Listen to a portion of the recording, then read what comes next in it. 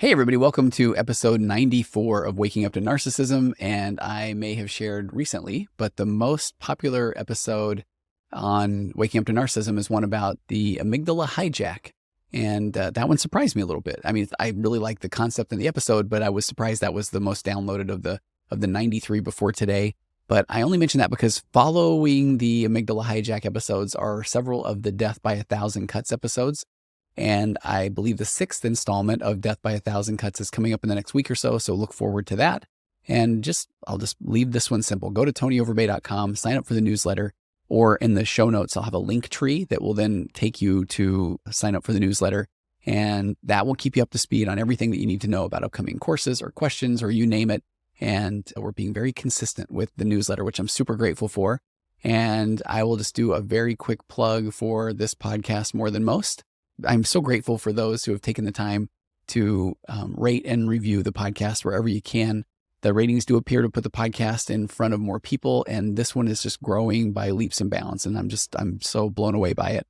And it's kind of funny because from all of the wonderful reviews from amazing, caring people, it's funny because one good old 1 star, even though it's pretty evident that the person listening is most likely come to the podcast because they've probably been told that they are the narcissist or they are emotionally immature. So the reviews say things like, I don't like him, or he blathers on, or he talks about things I don't care about. Even though they read that way, which is pretty interesting to read, a good old 1-star review brings down several of the 4 and 5-star reviews. So if I sound like I'm pandering a little bit, I might be, but I'm just grateful for those who take the time to leave the review. So thank you, thank you, thank you. But I have a treat today. Over the past few months, I've had the absolute pleasure of talking more and more with today's guest, Lori Finlay. And trust me when I say that Lori brings so much information to today's show. And she's had her own challenges in life that have given her the knowledge. So she walks the very walk that she is talking about today. And I kind of think of her as the epitome of helping you know what you didn't know that you didn't know. And from her website, I'm going to pull some of this data from there, from lorifinlay.com. She shares that at 63, Lori is healthier and happier and more full of life than 43. But it wasn't always smooth sailing for her. She has actually been called the sickest, healthiest person that people have ever met. And I can only imagine hearing that. And especially she has some information on her website about even those very people in her family have not necessarily been on board or tried to be curious or understand what she's going through. She's also had that experience where a doctor or more than one doctor has said things like, your symptoms are all in your head, or how much time do you spend on the internet researching symptoms? So this is one of those situations where she discovers that it was not all in her head, because that is just not something that you ever want to hear or need to hear from, especially somebody you're going to for help. But she's a fighter and she knew that something was off. And so she's one of those who took her health essentially into her own hands. She already had 20 years in the sickness or wellness industry and another 20 diving deep into functional medicine and root cause analysis. And so she's really turned her life and her health around in a very extraordinary way. So we're going to talk about everything from stress and cortisol and breast health and so much more. And do not worry, men, we will get our fair share of some prostate talk as well. Don't you worry. But more importantly, Lori talks today about epigenetics, which is something that I wanted to talk about for a long time, and that I truly didn't know what I didn't know about epigenetics. Or in essence, it's the study of how our environment and our emotions and even, I mean, you can go as far as to say the very thoughts themselves can have an influence on our DNA. So as you listen today, you're going to find out that, as Lori herself has discovered, we have more control over our vitality, I think, than we could ever imagine. And that isn't a cure-all, but I think it's definitely a wonderful place to start or operate from. This being able to slowly but surely change the interior landscape of your mind, your implicit memory, or what it feels like to be you. And I'll just share a quick personal note. The more I talk to her, the more I realize how influential she's been and continues to be in giving a voice to women and men to speak up for their health needs and concerns. You'll hear today that she was part of, I think, the original heart transplant team, where those were things where, again, my emotional immaturity, nay, I say, formerly narcissistic traits and tendencies, I probably would have had a shirt that I wear around that says, ask me about being part of the first heart transplant. So I didn't know that about Lori for a very long time. And forgive me, Lori and audience, but I had a challenge or two with the original recorded file. So the first edit vanished, but we were able to recover the files. And then a new edit was made, but not in time to have this ready for a webinar that she mentions in the episode. So we're a week or so past that webinar. But she said that she would leave the info up on her website. So just go there, reach out to her directly to learn more. As a matter of fact, I actually pulled the text up and she said, okay, when I had reached out and was giving her an update on losing the file, she said, no problem. My webinar's today, but I'll keep the replay up on the link. My hope is that women will take the hormone quizzes. There's a free one on my site so they can begin to get clarity on their symptoms and hormonal imbalances and get some sound recommendations and resources to help them on their healing journey to hormonal harmony and breast health. And then, so again, that replay is there, and there's a free hormone quiz on her website that I think is really valuable. And then she has a new book, Hormonal Harmony, a simple guide to supporting your endocrine system. And that should be out on Amazon now. So I will get the link and put that in the show notes. And then she also shared that she had been on a wellness TV show on Bloom last week. She said it was so much fun and they've asked her back and want her to be a regular. She said, woohoo, time to empower women. So get ready for that kind of energy throughout this interview. And if you have questions, comments, feel free to send those in, contact@tonyoverbay.com, because I'm sure that I will end up having Lori back. So without any further ado, let me get to this interview with the incredible Lori Finlay.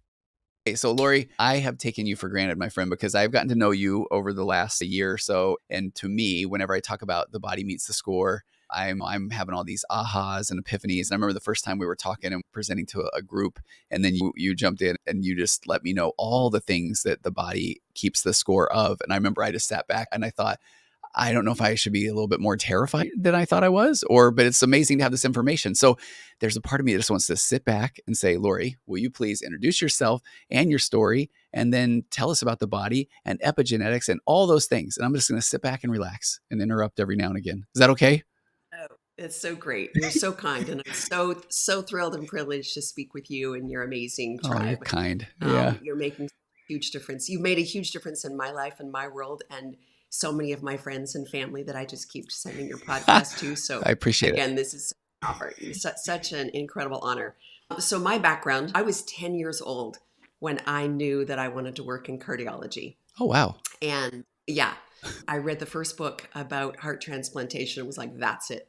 By the time I was 23, I was taking care of the first heart transplant in Utah, which was really exciting. Wait. Okay. And I did not know this. And I was living in Utah at the time. And who was the guy, the person, the his heart? name was Mr. Hart, Hart. Okay. Was the first transplant in Salt Lake City. Wow. And it was such an honor. Anyway, I spent years and years and years in critical care, the crisis management end of medicine, business care. And then I did go back. I became a clinical nurse specialist in critical care.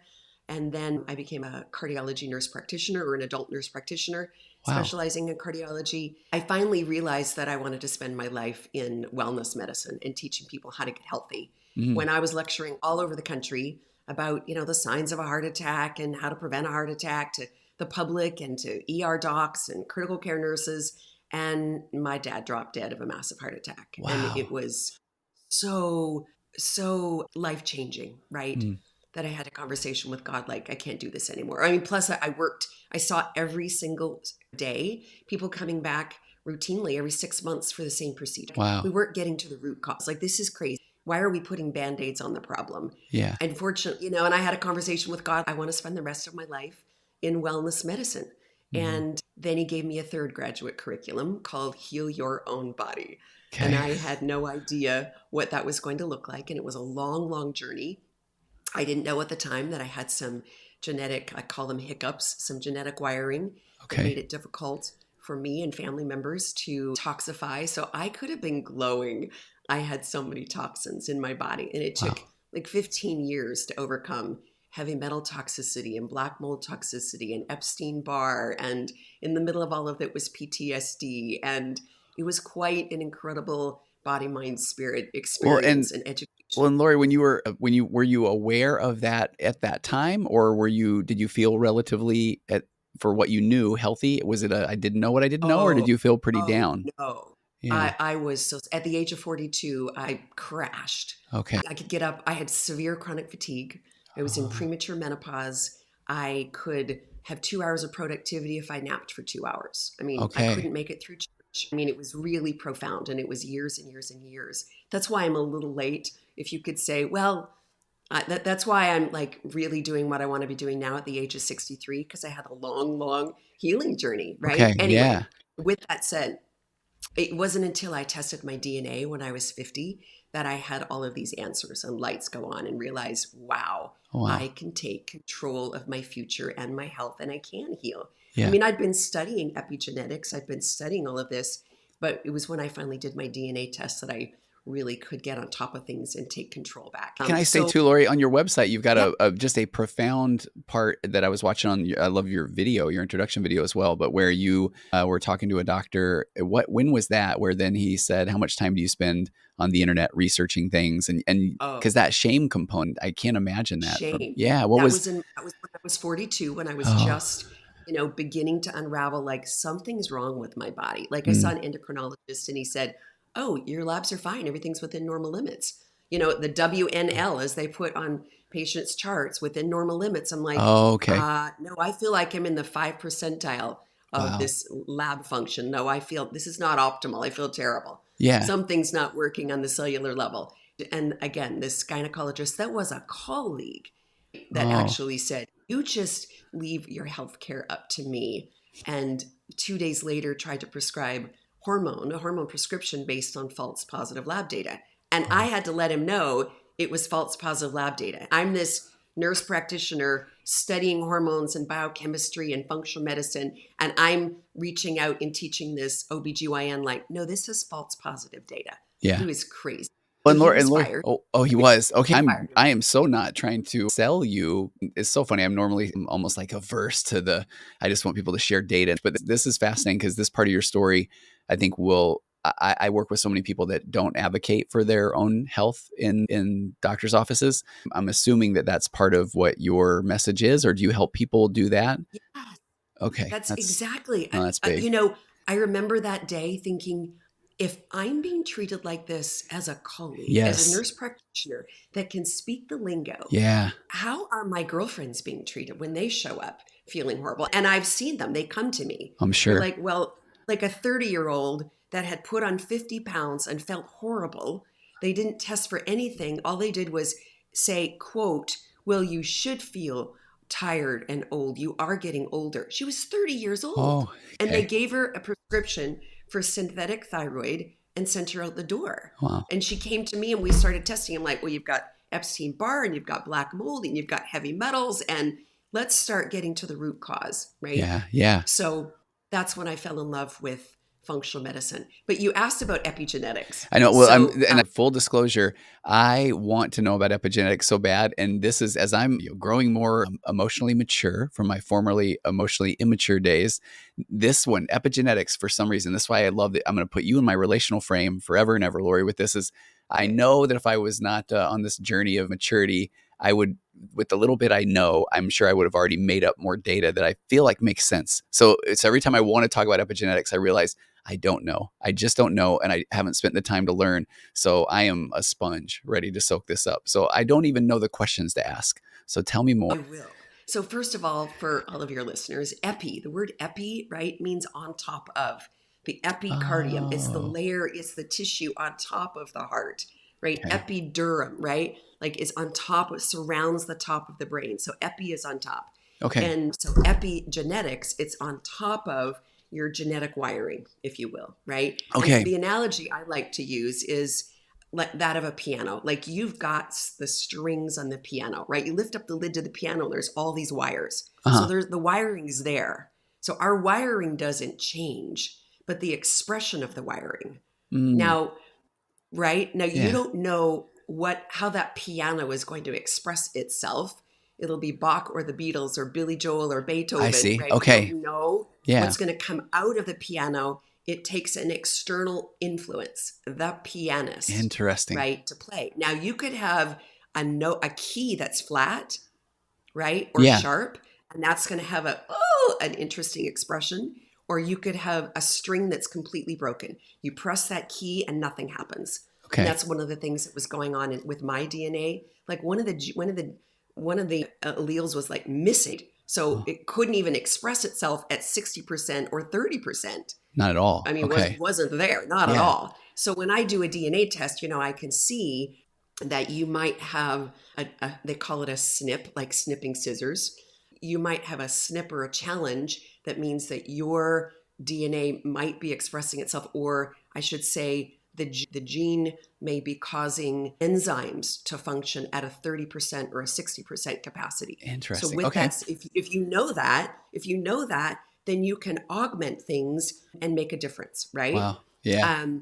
I love Dr. Ben Lynch here in the United States wrote the book called Dirty Genes. And Okay. he basically said, look, we can have clean genes, like everything's great on the wiring, and we can make our clean genes dirty, or we can take dirty genes, those that are functioning at 30 or 60%, and we can make them clean by things that we do. Wow. And if we clean up one gene, like if I do something to clean up this one particular gene that's not functioning well, I'm going to clean up everything, which is Okay. really exciting and empowering, That right? is. Yeah. So the other piece I want to share is that I am so grateful for brilliant, brilliant men and women like Dr. Bruce Lipton that wrote the book called The Biology of Belief. And he is considered the godfather of epigenetics. Okay. This guy was he taught medical school cellular biology for 3 or 4 decades and practiced Newtonian physics. Like the cell nucleus was the master of everything.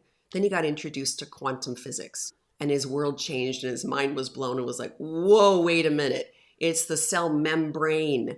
BRANE now changes to brain. BRAIN, the cell membrane, which allows things in and out and which will change the function of the cell. And he started to understand that we are all energetically connected to each other and to our higher power, to our God in heaven. Like we are all connected energetically, and that everything, our thoughts, our words, the music we listen to, the air we breathe, our relationships, right? The food we eat. I mean, everything will impact the expression of our genes. So, And Lori, I have to tell you again, I know what I have always thought of you, which is this brilliant, intelligent person who is so dynamic, but this all makes sense. I want to jokingly say, this is what I was looking for, Lori. But I just finished a virtual couch episode because I'm not sure when we'll run this one. I want to run this one on waking up to narcissism as well as virtual couch because this is such good information. But I just did a big old deep dive on implicit memory and what it feels like to be us and talking about the interior landscape of our mind. But you just put a piece together there of where I don't talk a lot about the foods that we eat and that sort of thing. But everything, every single thing, it goes into that just implicit everything, implicit memory, just the body and what it feels like to be us. So I'm having a moment right now, but it's probably you're sitting there going, really? You're just figuring this out right now? But so, okay, continue. Okay, well, I wanted to say one more thing about epigenetics. Okay. Dr. Candace Pert, we got to put a female in there, right? Yeah. Dr. Candace Pert wrote the book called The Molecules of Motion. I mean, she was a hot shot. She actually was the founder of Body, Mind, Spirit Medicine. Unfortunately, she passed away too early in life. She wrote, again, the book, The Molecules of Emotion, and she's the one that discovered the opiate receptor. She actually won the Laureate Prize, which is right underneath the Nobel Prize in graduate school. I mean, brilliant woman. And I love what she talks about in her book, how our emotions will actually be embedded and carried on our DNA if we don't do that healing work. I agree. So a lot of the things that we are carrying around may be intergenerational trauma, intergenerational wounds that we need to heal. Yeah. And this is going to impact everything, not just our relationships, but also the expression of our DNA and how healthy we are, physically. I love how this just meshes with everything that you preach all the time about raising your emotional baseline because of the far-reaching, like really far-reaching effects. And it does. There's a documentary called In Utero that talks about even the stress of the pregnant mother and how that impacts the fetus and even those around her and the energy she feels. I mean, there's just so much here that I think that we're scratching the surface of. But talk more about if you got the clean gene, but you're dirtying them up or expressing it in a way is that through the things we're eating? Yes. You can tell I'm hesitating because I'm like, are you going to tell me I have to start eating even better, Lori? Is this what we're going to have to do?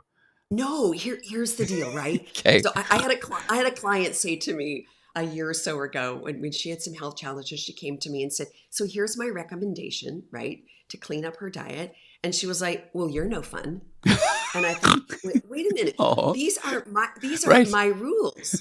God made our bodies. Yes. God in the scripture says, if this, then that, It's a right? good Like, point. so this is just called physiology or pathophysiology. Yes. Patho means disease, right? So it's like you can choose to do anything you want Yes. with your body, mind, and spirit. There will just be a consequence. Yeah. And that's what's so fascinating and exciting and empowering about epigenetics is we get to be in the driver's seat. We get to choose, how healthy do I want to be? Yeah. Right? Create the vitality you crave is my logo, you could say. My tagline, create the vitality you crave. Like, we have that capacity.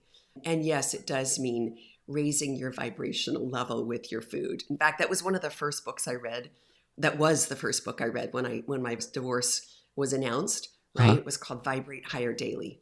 And it was just beautiful. And she just said, look, you start by choosing food that vibrate higher. Okay. We can And see, yes.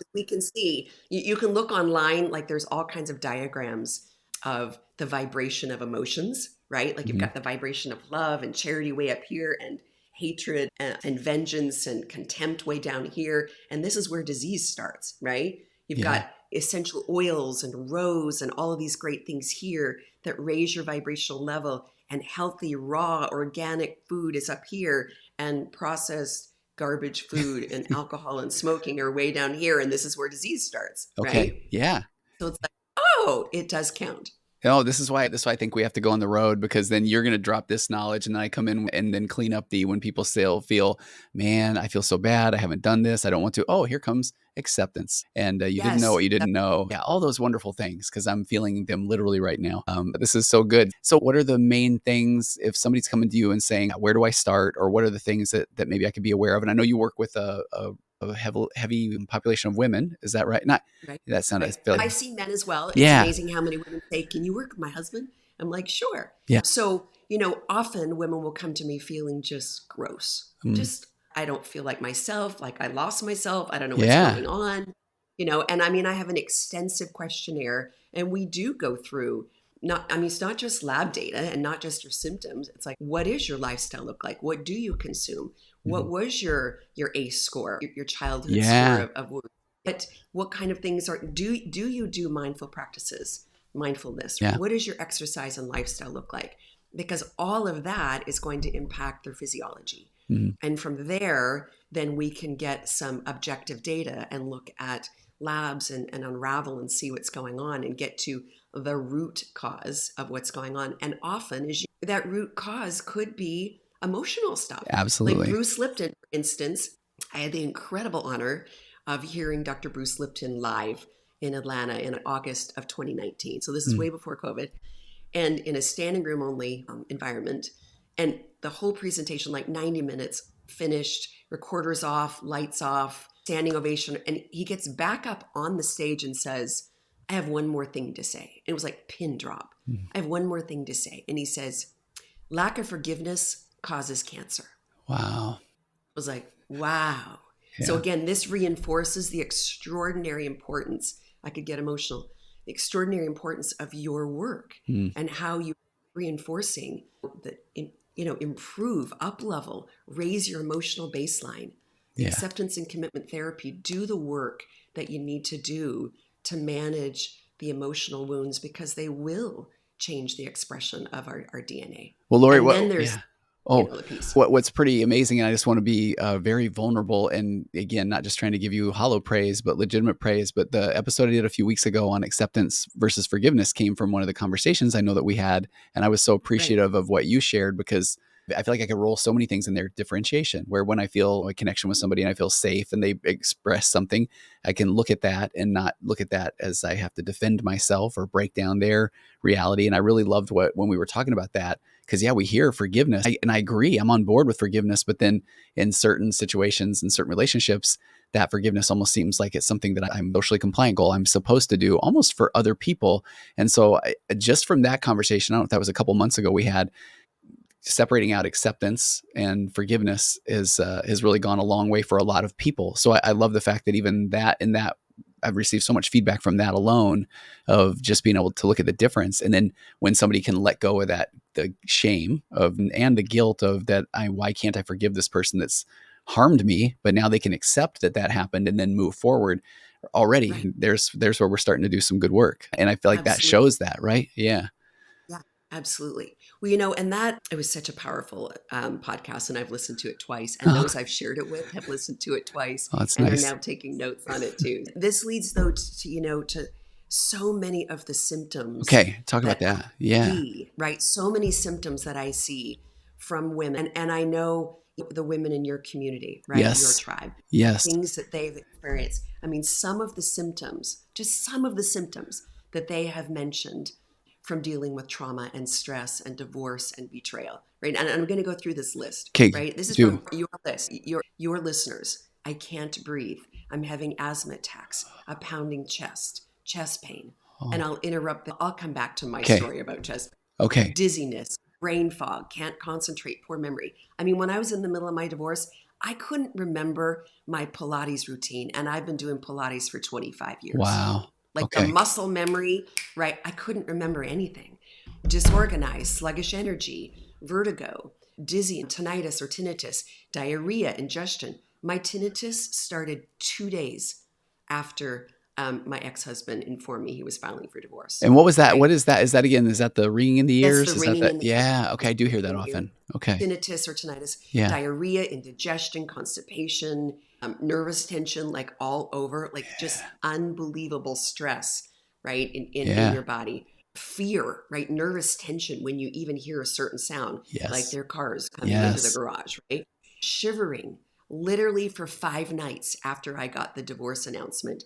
In the middle of the night, I didn't sleep for 5 nights, but in the middle of the night, the shivering was something that we call in medicine rigors. It was Oh, so intense that like your body is shaking so intense and there's nothing you can do. No amount of heating blanket or anything can warm the body because it's the catecholamines, all the stress hormones expressing itself. And it was unbelievable. Went on for 5 nights. wow. Sounds, right? Sounds and lights bother us more than usual. Yeah. Hair loss. I Oh, on experienced that, that okay, too. because I have more women than I know of. I mean, because insert joke here, I've been bald for 20 years, but and it breaks my heart to see women go through hair loss, and I see that often. I Yeah, didn't realize that was such a trait of, is that trauma? absolutely. Yeah, Okay, I'm still growing out my hair okay, from the hair loss experience, right? Fibromyalgia, fatigue, insomnia, changes in their menstrual cycle, nightmares, loss of bladder yeah, control, all those kind of things, right?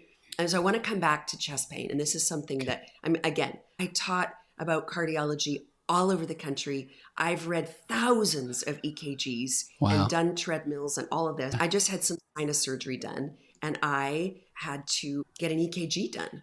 And I was shocked. I was shocked when the anesthesiologist came back and said, "You need to get a cardiology workup." And I'm like, "What? I beat 30-year-olds on my Peloton. Like, you're all crazy. I've right, never had chest pain. yeah, Like, you're crazy." And he was like, "I don't care what you say. Check your precordial leads." And I'm like, "Oh." And I was shocked to see on my EKG was signs of a heart attack. It's like, really? what? And As this, healthy as I've been all yeah, these years, like really, really, really focused on my heart health. Like, oh, you got to be kidding me.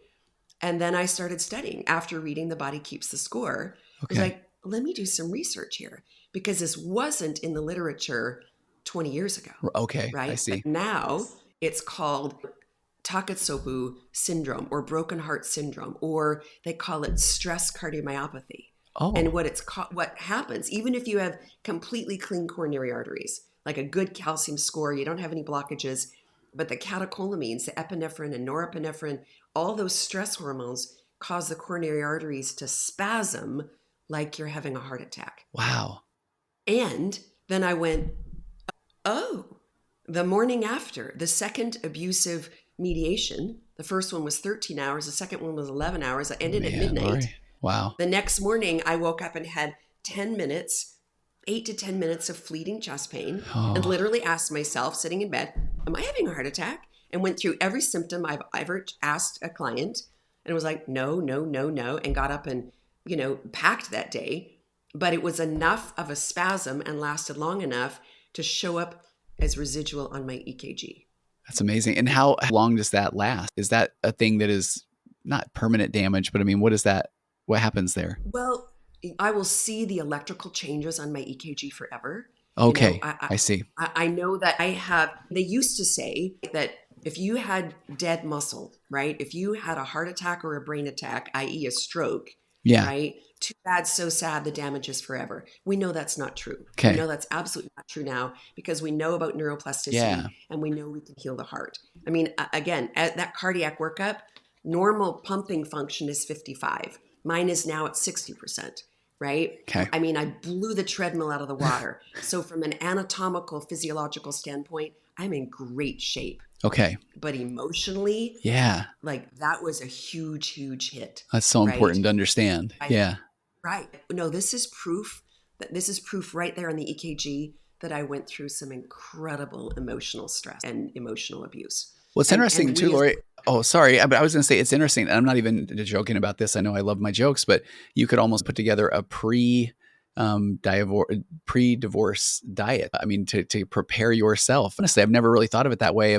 We got to. When people come into me and they are trying to make things work, and they are going back in, and as we've talked about before, they keep going to the rule outs, and they think it's them, and it's this pathologically kind person going back into the emotionally immature narcissistic person. right, And then it's right, the more they go in there, it actually gets a little bit worse while they're learning about this.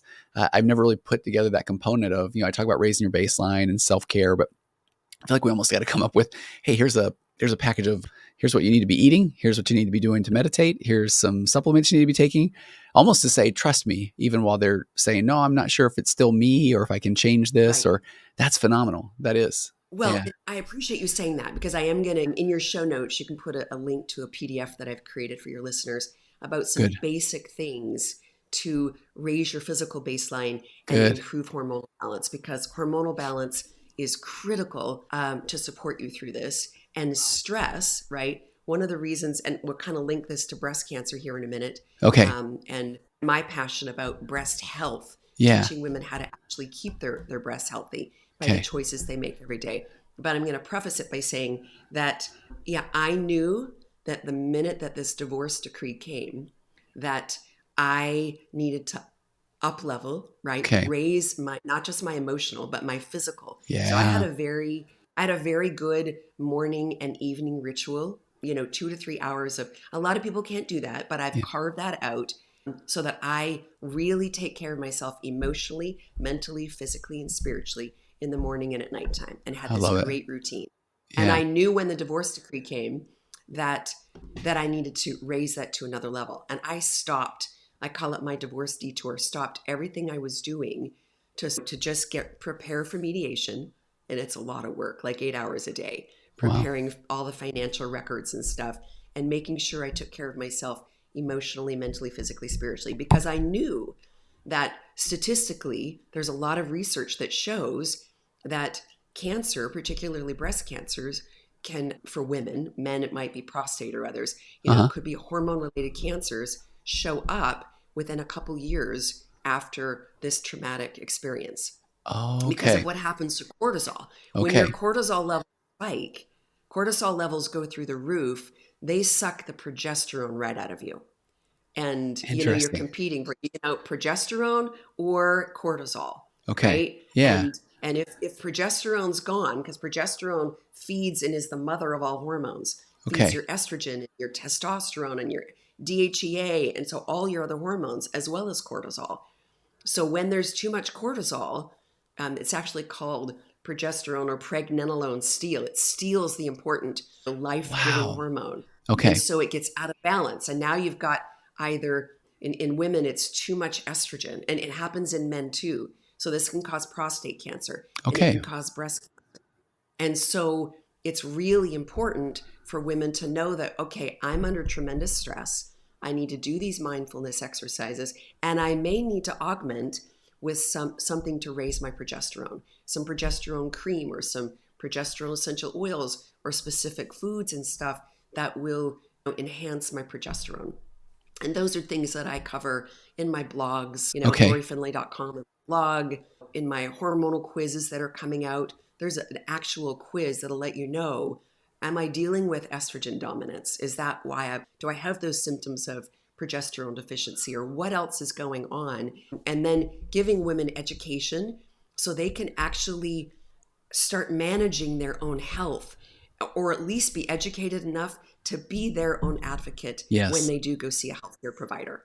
And that's Lori, the whole purpose of what I'm doing, yeah. because of the risk that we face with health challenges because of these emotional turbulent times in relationships. What I appreciate about this is I don't think I've ever heard it explained so well of what's going on underneath or behind the scenes, even when I talk about cortisol and the cortisol spike and heading toward amygdala hijack and so needing to do those mindfulness practices. So I've been on a personal journey for the last 4 or 5 months in particular because I noticed my startle response was really high. And when I would just talk to a client and I would say something that sounded like a cue that my watch, I don't even want to say it right now because it will yell at me, but my watch would say, I hear you, and I would go through the roof and I thought, I'm good. I'm happy. I love my career. My relationship's good.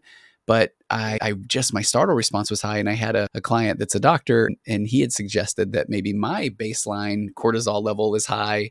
And so then I'm butting right up against this fight or flight response. And so I took that serious. And I always thought I meditated well, but the last 90, 120 days, I've been looking at my heart rate training with my running and I'm trying to hydrate more and doing a better job with really being intentional around a mindfulness practice. And I've been and monitoring my sleep schedule. And I realized, I'm not sleeping enough. And so all of those things, though, I'm noticing my resting heart rate now is going down, which I love what you're saying. So if I was a woman, then that would allow me to lower that cortisol level. And then the hormones that need to do the things they could do would be able to do that. It's wild to see how all those things impact each other. And I've never looked at it that way. Yeah. Yeah, it's fabulous. Well, and I've got a little ebook that's coming out at the end of the month as well Okay. called Hormonal Harmony. And I talk about some of the hijackers of our hormonal harmony, right? And then things that we can do to biohack, right? And improve our hormonal harmony. One of the things that we can do, and this is simple, and I learned this a few years ago, and I do this every day, a little drop of clove oil and lime oil mixed together in the palm of my hand, and you rub it down your vagus nerve, right Really? underneath your ear. Right? Okay. And I've literally tracked this on my HRV, and Okay. I've watched my parasympathetic response, or HRV, go up 10 points in a matter of a couple minutes. Oh, okay. I got to try this. Amazing. Yeah. Yeah. Yeah. So I keep on my desk is my lime and clove. Now there's other things I do all day too. I've got a software that comes on every 15 minutes and dims my screen to protect my eyes. Well, I used to get really irritated and turn that off. Like, stop, right? And then I'm like, you could use this as a clue to take 2 or 3. I see. Take it now and close my eyes and take 3 deep breaths. Yes. Every time that I love comes it. on. Or I'll put my mini trampoline next to my desk and every 15 minutes set the timer and get up and bounce for 15 minutes for 30 seconds or a I love minute, it. right? Yeah. And practice some affirmations, and it wakes up my body, stimulates my lymph, and then I go and take deep breaths and then get back to work. So there's little things that we can do to biohack and reduce the stressors. But I would say my biggest message for your listeners is that we have power and control over the expression of our DNA, and that we really do need to up level not just our emotional baseline, but our physical baseline. And it's compound interest. It Wow. really is. Everything we do is going to either improve or not. And that means we need to be responsible. But I get to be the driver of this. I get to take control. Hey, so talk about then back to you have more of a passion around the women's breast health. We've got a few minutes here still. Talk about that. I was going to say, I don't know even the right questions to ask, but I know that my listeners are going to. Yeah, it's one of my big passions. And I mean, I've got quite the family history. My aunt died. My sisters had bilateral mastectomy. My cousins had breast cancer. I had my own breast lumps that scared me to death. Okay. I knew enough to how to heal it when I found out they were benign. I wouldn't do a biopsy. I've stopped doing mammograms years ago and teach women, here are the most cutting edge, safe screening tools out there. The Dutch hormone test, which I do on women, actually can find the root of the cause 20 years before you'd find something on breast self-exam or a mammogram. Well, and Lori, I don't know anything about, again, I'm a guy speaking about this, but I hear about mammograms. Right. I hear about the public service announcements to get mammograms or so. Maybe just talk about your thoughts on that. Because again, I have a very high female population. Well, I want to say one thing here. Yeah. everything I teach to women about hormones and hormone balance and hormone metabolism applies to men as well. Like Okay. it Thank really you. does. Thank I mean, you. Yeah. prostate cancer is a hormone related cancer. And so Oh, men need to pay attention. And when I see a male client, do a Dutch test on them. I see the same things popping up in 20-year-olds, 30-year-olds, 40 and 50-year-olds that I see in women. well, Lori, Right? it's Like, it's interesting when you say that. And I don't talk about this stuff on a podcast, but I feel comfortable. We're just a couple of friends talking. But I had some interesting pain about a year ago, and I had myself convinced that maybe I did have prostate cancer, and I was yep. afraid. I had to therapy myself. I had all the yeah buts of why I wasn't going to go have appointments, and then I found out it wasn't. But boy, I will tell you, that was one of the biggest fears that I had. But I have done nothing about it. That's what I'm wanting to say to out loud, is that I didn't look at it that way. So here I'm saying, hey, talk to all the women, will you? And I'll just nod my head and smile, but I think I need to pay attention. Okay. Well, first of all, I mean, in the general population, 1 in 8 women will have breast cancer. Okay. And it's expected to increase, by the way, by 57% in the next 20 years. But Wow. here's another shocking stat. This is actually published on PubMed. For those of that you don't know, what PubMed is, like the Library of Congress, Yeah. it's the Library of Medicine. Okay. And you can go there and find out. It's now published in PubMed that breast cancer increased by 300% last year alone in young women in the military. You think about, oh my goodness, what we might be facing. And then there's the population that listen to you, right, that are under incredible stress. Mm-hmm. Women that have major life changes, i.e., trauma, divorce, death, loss of a spouse, they have sometimes a 1.5 to 3.5, almost 4%, or four times the rate of breast cancer. And that's Mm-hmm. why I'm so passionate about us talking. But what I'm so livid about is that we have breast cancer awareness month. It's like, hello, epigenetically, what are we creating with that word, breast cancer awareness? I And that's see. why my webinar is called breast health awareness. Okay. Let's change the focus to Yeah. instead of just saying, go get a mammogram to find a lump that might be early detection. A mammogram is very, very, very late detection. The Dutch test I do is 20 years earlier. Now that's at the root cause and early. So you can shift the trajectory, shift what you're doing with your diet and your lifestyle and your cosmetics and your cleaning products and all of those things that impact your hormones and your hormone metabolism. So that's why I'm passionate, because there's all of these things we can do early to actually create breast health each and every single day. And it Okay. starts with the food we eat and getting rid of the toxins. So again, the little handout that I've got that your clients can download is there. And I'm sending you a link as well for my breast health awareness webinar on Okay. October 25th. Okay. Coming up. It's free, Oh, good. right? Women can register that. And there'll be some bonuses for those that, that are live, and those that register, and then those that are live and participate. There'll Mm-hmm. be even more bonuses for them as well. So it is definitely a passion. Like I said, in the pink campaign, they talk about, this 99% cure rate, but they're only looking at a 5-year survival, and they're not at all taking into account that many, many metastases or the recurrence of cancer come later than 5 years. They're also including DCIS, ductal carcinoma in situ, which is actually not really cancers. They're like, look, if you'd left those women alone, they would have been fine and they wouldn't have died of it. So it's Oh, I see. skewing statistics, okay? And what we know about our current medical therapies, chemo, radiation, and surgery, they might get rid of or shrink the parent cancer cells, Mm-hmm. but they do not kill the original cancer stem cells. You and I, all of us have cancer stem cells that we're exposed to every day. We're Okay. exposed to it every day, like our body. But our immune system is designed to help get rid of them. So it's a healthy immune system. In other words, why we saw the spike in the women in the military Uh-huh. is because their immune system were depressed. Hmm. So improving our immune health, getting off of sugar, staying Yeah. away from alcohol. Alcohol will completely suck out your glutathione, which is your immune booster and your detoxifier. and it causes problems with your hormone metabolism. And when women are under stress, they often make sure they take care of themselves and medicate with a glass of wine at the end of the day, Right. right? Yeah. But all those little things can have a huge, huge impact on our breast health.